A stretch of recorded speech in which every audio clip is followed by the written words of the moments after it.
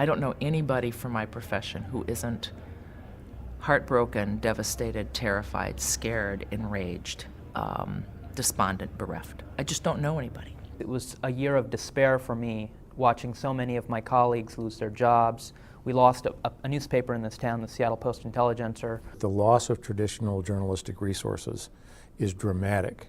The crisis facing journalism could become a crisis for democracy.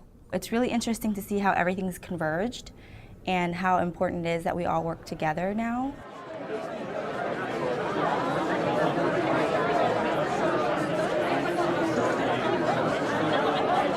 Journalism that matters is a generator.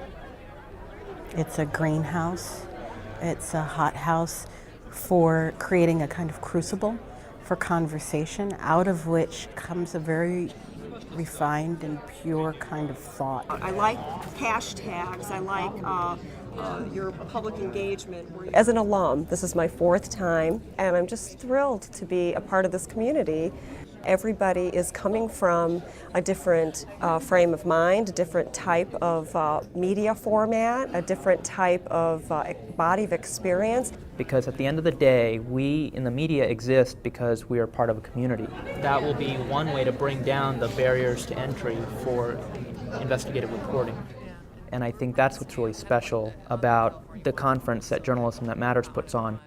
There has been a separation between community and journalists, and now there needs to be trust built. Now it's a conversation.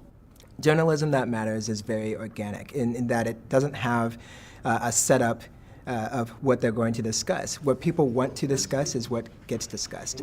Imagining and creating a Northwest community media network. Creating a sustainable journalism incubator. It's open. We are all able to rub elbows and share our wisdom and knowledge, and it kind of reflects the change in journalism, doesn't it? I think that's the strength of a mashup like this. The tools of today, the technology of today, allows us to do journalism better than it's ever been done before. Because it's helping active, working, hard-boiled journalists and new people who find themselves as storytellers. And the new media is also, I've seen a lot of respect for the old media, like they're basing what they've done on what's already been established. I just kind of feel honored and humbled that when I look around. I mean, there's multiple Pulitzer Prize winners here, a lot of people who are very, very well known for their media activism as well as their journalism. You can kind of just bask in the presence of some real mentors and leaders in the space.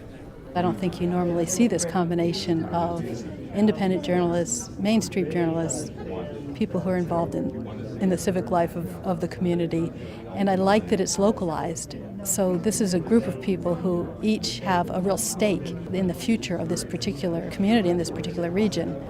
And out of that, you see both new business models that you might not be aware of, as well as develop new contacts that you can use in growing your own business.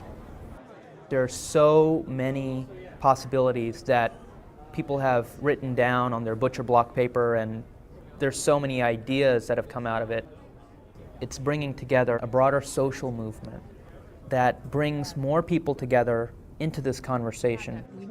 Because I think this conversation is fundamentally about our democracy and making sure that we have an informed citizenry. We need to not just save journalism, we need to create journalism. We need to expand journalism. The world is changing, and Journalism That Matters is a way of coming to terms with that change.